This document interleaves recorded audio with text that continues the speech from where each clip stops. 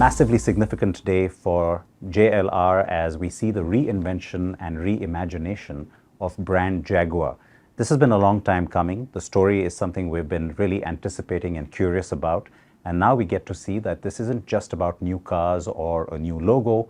It goes a lot deeper than that, where there's a complete recharacterization and repositioning of this brand. Who better to talk about it than the Chief Creative Officer at JLR, someone we know really well, Gerry McGovern. It is a pleasure to see you, and it always is. It's been a while since we met last, and I'm glad that we get to talk on what's really a significant day for JLR and in many ways for the industry as well. This huge announcement that we are seeing around the brand, it's been a long time coming. What's led up to this moment from your perspective? Well, you know, to reimagine a brand takes time. And, you know, this is well over 3 years in the making.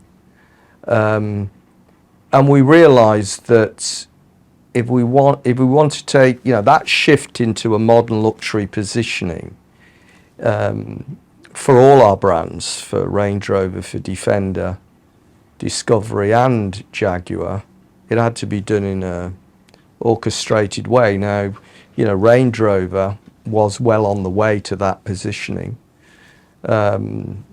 Defender, we redefined it, and that is, you know, again, moving into that position. And with Jaguar, we felt that it needed a complete rethink, not just from a product standpoint, but from a total brand perspective. And it's probably clear that the strategy we previously had for Jaguar wasn't allowing it to be unique enough for it to be special. And that's what this is about. So it was taking stock. How do we completely rethink this? And it had to come from a place of, what do we want this brand to be? What are its values? What's its purpose? What's its reasons for being? And what's its relevance going to be in a modern context? So it was about defining the brand first. And clearly, heritage did play a role, but, you know, that thing about not taking what happened before literally, taking the essence of it. You know, I got the opportunity to take over Jaguar, it's 3.5 years ago now, whatever it is. And for me, one of the things I discovered, because I'd always been near to Jaguar, but I'd always been focused on, you know, the Land Rover derived brands, Range Rover, Defender, Discovery, so on. I discovered this statement from Sir William Lyons that said, a Jaguar is a copy of nothing. I remember having a discussion with our marketeers at the time about that, and they said, oh, you can't use that. That means a copy of nothing is nothing in British. Well, not really. That ain't the point he was trying to make. And I think that was the sort of, for me, the starting point. And we had to completely rethink the way we did everything. And that was at a time when we were starting to rethink what a creative organisation should be. We actually held a competition. We got everybody, because at that time we had a Jaguar design team, Range Rover design team, Defender, so on. We actually asked everybody to contribute towards what, you know, we created a brief, and I set up 3 different design teams, and I said, there's a brief, go away and rethink it. And we did something like 17 full-size models. 17, and we had them all out there in the garden. It was a beautiful summer's day, and it was, you know, and we asked everybody, not everybody, but we asked certain people to come along, and we let them have a vote. And before they walked out to look at these models, 3 different design teams, I said to them, this mainly our board members, senior people, when you go out there and you look at all these models, you need to remember a few things. Yeah, one is we're trying to transform a brand here. So if you go out there and you look at something and it looks familiar, I would say is that a good thing? If you also go out there and look, does it look retrospective? We've tried that. Yeah. But if you go out there and you see something, a group, because we designed them in groups, a family, you know, it was a coupe, 4-door sedan and some sort of unique crossover. You have to choose a family. Don't choose one from it. That doesn't work. If you go out there and there's a group of vehicles that you're shocked by and you feel really uncomfortable, then I would suggest to you that that's something you really need to think seriously about. The irony was there was a group out there, so I was feeding subconsciously their thinking, but you know, the irony was that we did this voting system. I've never ever done that before. Never ever. But interestingly enough, it was absolutely unanimous on the particular direction. Now that's just from a car standpoint, from a product standpoint. Then it was about how do we make the brand unique? What are its symbols of change? How do we start acting like a true luxury brand? And you know, that's something that I've always been interested anyway. I don't look to the world of, with the greatest respects, automotive design to get my inspiration from a brand's perspective. I look to the world of luxury and the great luxury houses, whether they're the French houses or whatever, for the inspiration of how they embrace art and culture in its totality that brings their brand to life. So it was that, you know, mix. I mean, that was basically the starting point. Now, some of these vehicles are all, you know, we're also engineering them now. We're not talking about engineering today. So, yeah. The one really interesting takeaway for me from the presentations was, you know, didn't start with a platform, didn't start with an engineering brief, but really started with design so that everything else and kind of conforms to that. I won't say that that's never been done before, but it's certainly in the modern sense of manufacturing that is refreshing in a way. But when you have a clean sheet of paper approach, and now of course you've given us this insight about how you had different teams bring ideas to the party, it's also, while it's exciting, it can also be daunting. Before they went off and did their thing, did you have a certain idea in your mind about where this should end up, or what's important for this to achieve? Well, you know, this thing about the clean sheet of paper, you're right, it is daunting, but I've always been an advocate and tried to change the way we operate, not just with Jaguar, but before that. If you have a platform and then you have you know, all the engineering done, and then you say, right, can you make that? The horse is bolted. That isn't how a luxury brand operates. You operate on what are your values, what are your purpose, what are you trying to do, how do you enrich people's lives? And it's more pertinent in the luxury world than it is in the mainstream, clearly, where, you know, if you're looking at mainstream volume vehicles, functionality, all those hygiene factors are factors that inform the decision customers make about them. But in the luxury space, though a lot of those things are hygiene, it's the emotional compellingness of the products, the desirability of them, but also the brand. You know, you look at a certain watch, it might be beautifully made and it might be highly desirable, but if it hasn't got the right stamp on it, you're not even interested, because, you know, luxury, there's all this, you know, stratification, there is this reinforcement that you're buying into something that's very special because it's been around a long time and it's a high price point. So, but to get back to that point about being daunted by it, I suppose I wouldn't, you know, bringing Defender back, you could argue, is a daunting task. You know, new Range Rover was £1 billion investment, was a daunting, you know, any of those could have failed, but I suppose I wouldn't get up in the morning if I thought about that. Did I have it in my art what this thing should be? Yeah, it was. That it shouldn't be like anything I was seeing in the users at that time.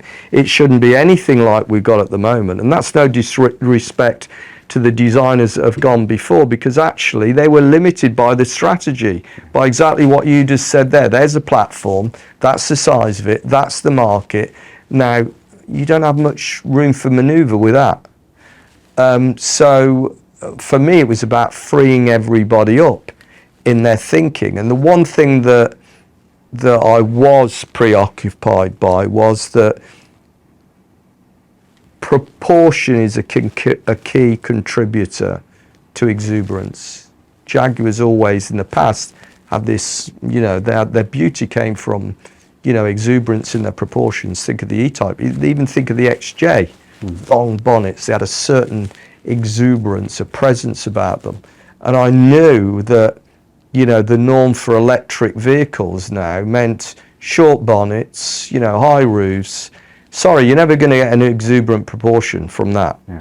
So again, don't be preoccupied with the fact that this has got an electric powertrain. Forget it. It doesn't matter.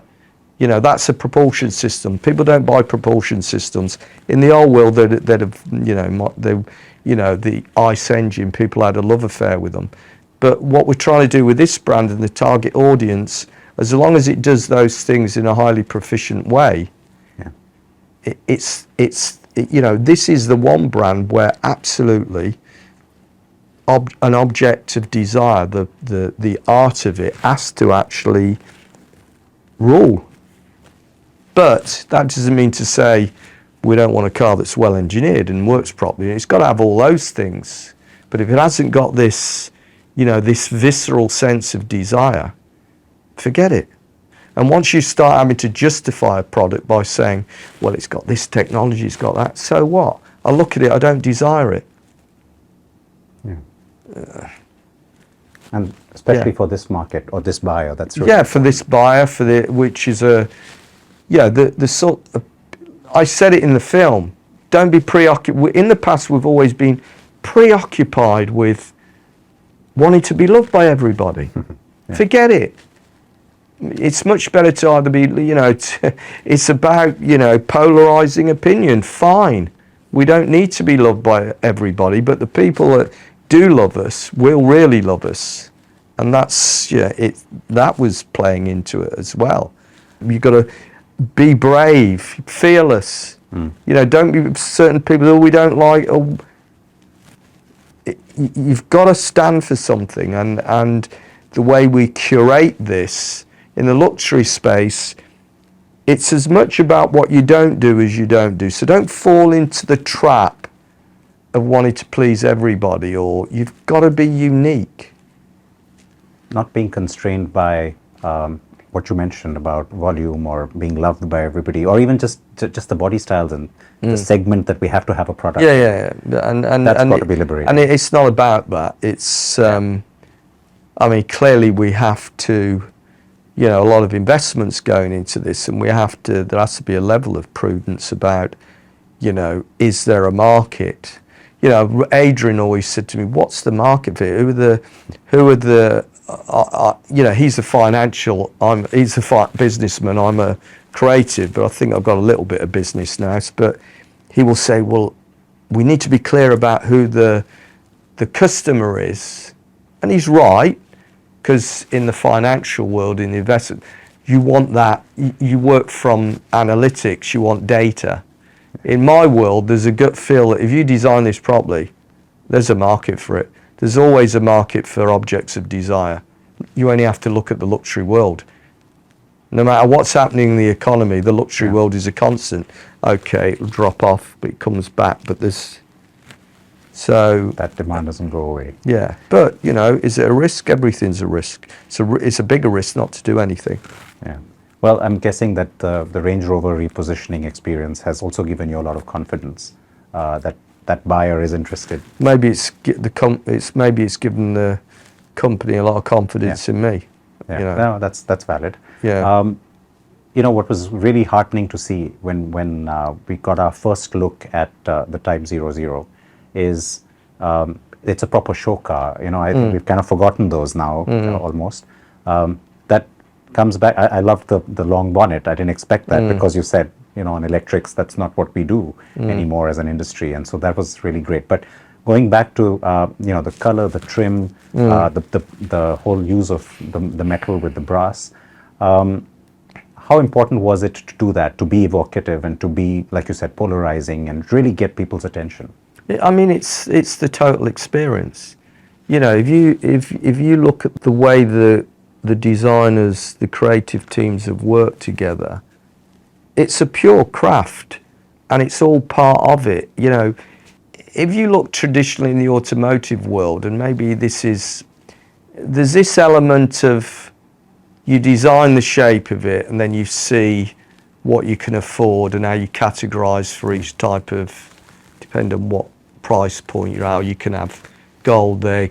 It wasn't about that. What are the things? What is the materiality? What's the essence? What's the art? Everything, this sort of absolute preoccupation with every detail and nuance to bring this brand to life. It is a work of art.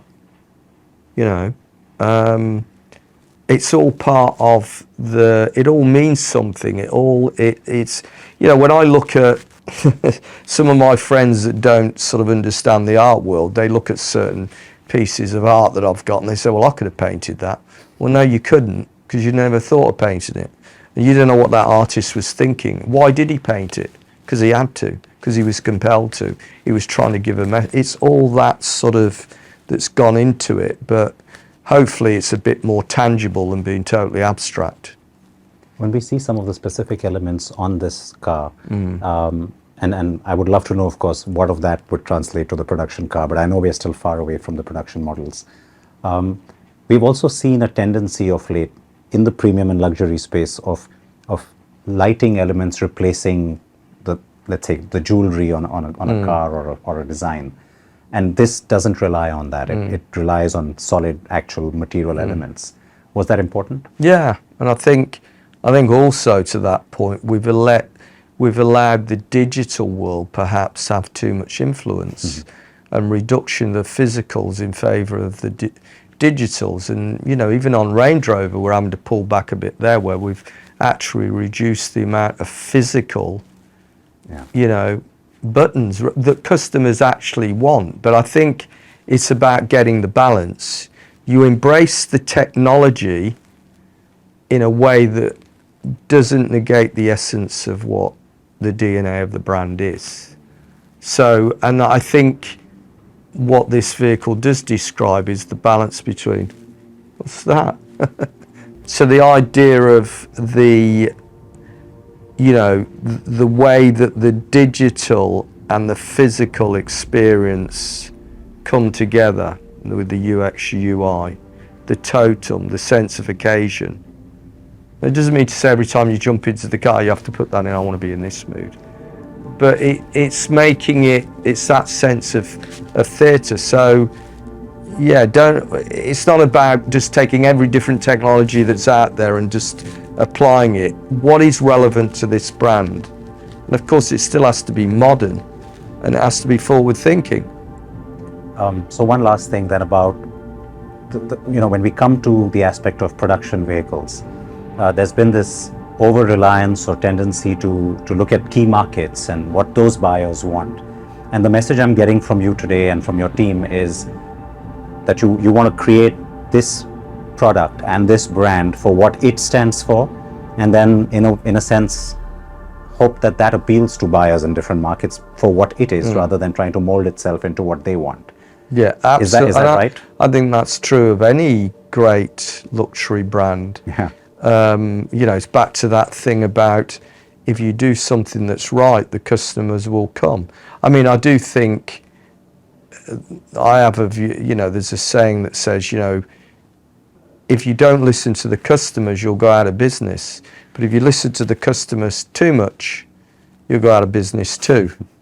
Yeah. So it's about getting the right balance. And we're not, clearly, this is a big investment. We have identified who these customers are, but the preoccupation hasn't been about tailoring the vehicle for them.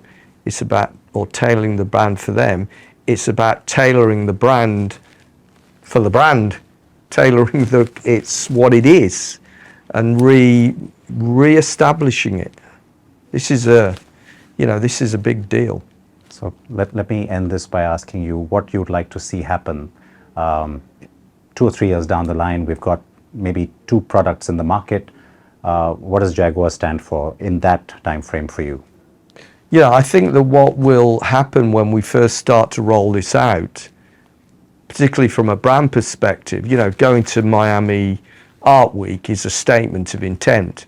Most car companies, some car companies might, but we wouldn't have even been asked to go if we weren't going to turn up in a certain way. I think there'll be a view of, first of all, with people, what is this? They'll see the word without seeing any Jaguar, what is? They won't make the connection, but I think there will be a wow factor. And 3 years down the road, people are, it's established itself as something truly unique, British, and highly desirable. Something that's, that you want to queue up and wait for. You want to put your name on the list, whatever. Something that's special. Looking forward to that. Looking forward to driving the cars, of course, which is always a preoccupation with all of us. But this is exciting. Congratulations. Yeah, my problem is getting in and out of some of them because they're really low, and if you haven't stretched it. But no, I mean, that's been totally ruthless in its execution. It has to be a certain way. It's not ordinary. I'm very, very keen to see how you interpret that into the different models in the future. So exciting times ahead. All the very best with the rollout, and thank you for your time today. Thanks, Sid.